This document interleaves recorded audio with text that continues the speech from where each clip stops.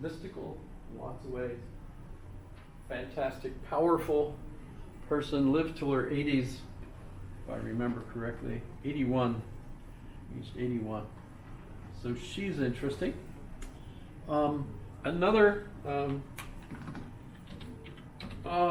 here's the reason for the star-crossed lovers, David. Abelard and Heloise. Abelard and Heloise. Abelard was a lay educated teacher, though. He wasn't a monk, but he was a logic teacher in the University of Paris. And very famous, lots of students came from all over to listen to him. His main arguments were over the nature of universals, categories. Do categories exist as a category, or only individuals, the particulars, right? Horses, individual horses exist, but does horseness exist as a universal, etc.? No, I figured out the question. It was just a backup question to last week's. But in any case, I forget what the quiz question is for today, actually. Was it, because I know I have a question on the test, the next test, about the argument, the ontological argument. Talk about the thesis that Aquinas, angels compared to the force in physics. Is that the one you're talking about? What is it again? The one where it compares angels to force. That's when we talk about Aquinas. Yep. Yeah, and there's also the That's for star-crossed Wednesday, right? lovers. So star-crossed lovers, I guess, is It interesting. said it was an extra question from last week. So. Yeah. Yeah. Sorry to be confusing, but But they asked us if we know any. I don't personally know Yeah. those people. So let me. I know a lot of Get back to- dysfunctional lovers all over my Facebook. This should be the Well, I can- one I was looking at, because we're talking about the ontological argument. Here's links to it. Other things going on. Where does their information So about if you go Islam down- come from? Down. If you scroll down. Go down further. Yeah. Mhm. So right there at the And the one stealing that's haven. in gold. Yeah, that's, Heaven, Stealing Heaven. Yeah, there's Is the name of a Friday movie. evening. By the way, if you watch that movie, keep in mind that it's a European movie, and there's sex involved. So, hence the lovers bit, because Abelard was a teacher and didn't get much money as a teacher. That's kind of been the rule throughout history, right? But in any case, the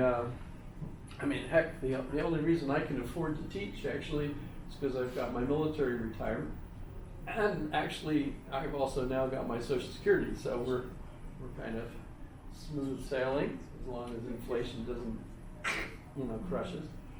But in any case, a baron invited Abelard to come and move in for bed and breakfast free. All he needed to do was give his ward, Heloise, lessons. And he agreed, of course. And Heloise loved learning, and so he started teaching Heloise. The trouble occurred, though, that eventually he taught her how to get pregnant, which caused a problem with the Baron. The Baron wanted them to get married, make it official. But if he had been married, he wouldn't be able to continue teaching. So he said, no. So the Baron got angry and sent four guys to Abelard's room. He was still living in the castle. Dumb man. And so these four guys arrived and removed a certain part of his anatomy. So no more children for him, right? And as a result of that, that was quite a serious injury, but once he recovered, he decided, so Heloise, you should just, leave me, go. And she's, no way, you're my husband, etc. So they did actually get married. But he became a monk, because at that point he figured, hey, no point in not becoming a monk, right? And she became a nun, although she had the baby who they named Astrolabe. Because these two are nerds, and an astrolabe is the new device that you could use to navigate on the ocean. So they named their son after that's Elon Musk. I'm sorry. They named their kid after a machine, as opposed to Nice little pun in there. whatever, right? As opposed to, oh. Whatever it was that Elon Musk. There's a good movie, Tristan Isidore. There's a good version of that out. It's pretty recent. Of which? Tristan and Isolde. Have you seen that movie? What's the name of the movie? Tristan and Isolde. Oh, yeah. In fact, this Saturday, I believe it's going to be on the radio. You can't see it, but it's on You the can radio. watch it on TV.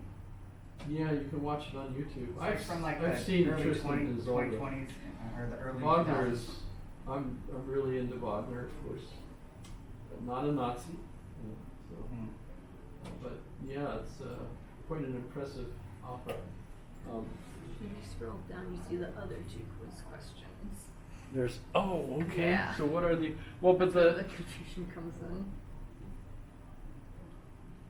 I got so much Yeah. stuff. The first quiz question there at the bottom, and then the second. Okay. Where are we? Well, we haven't talked about Aquinas yet, so I haven't explained my thinking here. Okay. But yeah, we really got to do some stuff with Aquinas before we get to that. Okay. You can go ahead and deal with it if you're interested. Both of these are really on Aquinas. The reason that it's confusing at this point is because I kind of had more than just the number of classes we're doing on these, and I cut one of them out. God bless you. That was the third time, as I recall. So you're cured now of whatever. So the confusion with the questions is because I've kind of merged two classes into one somehow. Sorry about that. I've never quite figured out, well, what questions should I ask instead? These are still fun questions, but yeah, be careful. If you click on the movie Stealing Heaven, there's sex involved, so that's but Abelard was famous. The way it's kind of neat, you could read their letters, Abelard to Heloise. Their letters are in the library. Wow, I still think of them in the library, but they're actually online too, so you don't need to go and check out a book. But it's neat because you get to understand that even though it's the Middle Ages and we think of the Middle Ages as the Dark Ages, and that's actually PR. That was public relations on the part of the New Scientist who wanted to indicate to the world that anything that happened during the Middle Ages was dark. Because the Enlightenment reignited education, basically. After the Dark Ages, you have the Enlightenment, right? So dark means they were really, backwards, etc. I would argue that they're not. If you look at all the accomplishments, especially in logic, that they accomplished, that plus the reintroduction of Aristotle along with Aquinas is basically going to enable the thinkers to beat Aristotle, because the logic has actually matured much farther during the Middle Ages, and then when Aristotle's reintroduced, they begin discovering, wait a minute, Aristotle didn't really know everything. He was wrong about this, and this, and this, and what about this, etc. And of course you get Galileo adding new tools that enable us to blind our eyes while we stare at the sun with them. Don't do that. You get a hold of a telescope, don't use it to stare at the sun. Not good. It's like the birth of the Persian tradition too, around that time after 400 AD or something. A lot of interesting science comes out of Persia. Yes. Well, they didn't lose Aristotle. They continued to grow. Yeah. And some of those are the philosophers that actually helped introduce Aristotle back into Europe, both through Spain. It comes up through Spain, through the universities in Spain, and also through the knights, not the knights specifically, but the monks that accompanied the knights on the Crusades, end up engaging with the wise scholars that Saladin has. We'll talk about Moses ben Maimon, who was Saladin's counselor. He was also Jewish, and he wrote some books that Aquinas will use. So it's really an interesting, thick, dense story of all this stuff that's going on. We're just like the surfer, quick skimming across the surface here, just introducing some of this stuff. But I also wanted to mention St. Francis.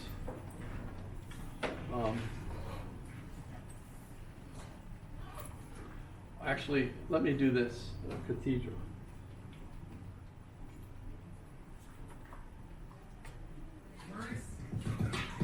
Create your brand.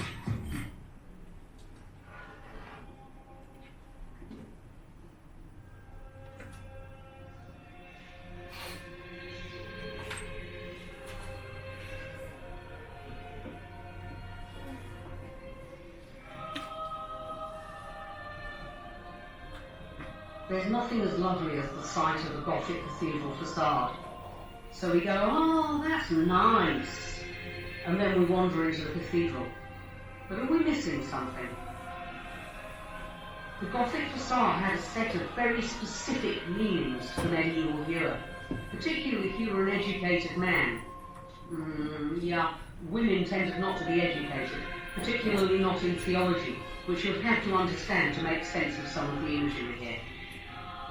So what I'm going to do quickly here is to give you a whirlwind tour of the Gothic facade, explaining some of those meanings.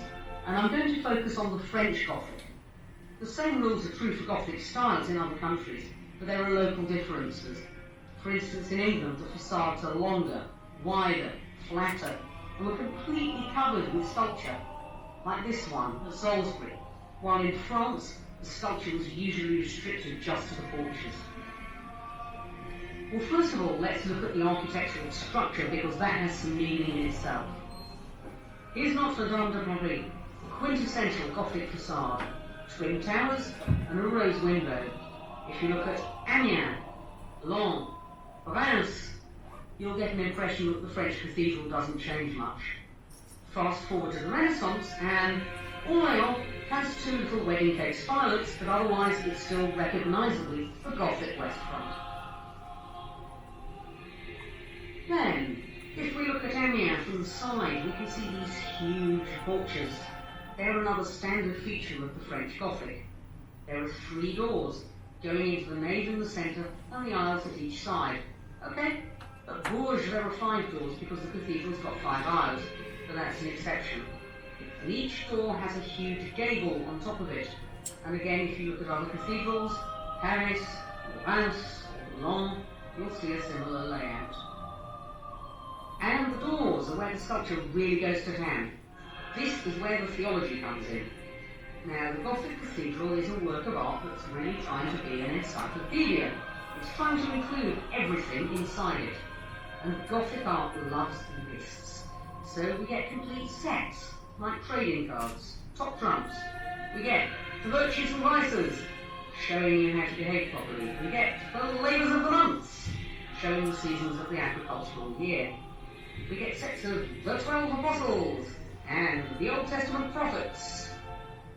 And so it goes. Now usually, each doorway shows us a different view of the universe. For instance, the north door is where we usually see the local saint, and the ladies of the months come in here. This is the door that relates to our everyday world, the world we actually live in, day to day. And then over the middle door, we'll probably see the Last Judgment, with Jesus at the top, and corpses rising out of the tombs at the bottom, ready to be judged. We can see St. Michael weighing souls in balance, and we can see the blessed souls in the bosom of Abraham, and the damned souls consigned to the mouth of hell or boiling in cauldrons.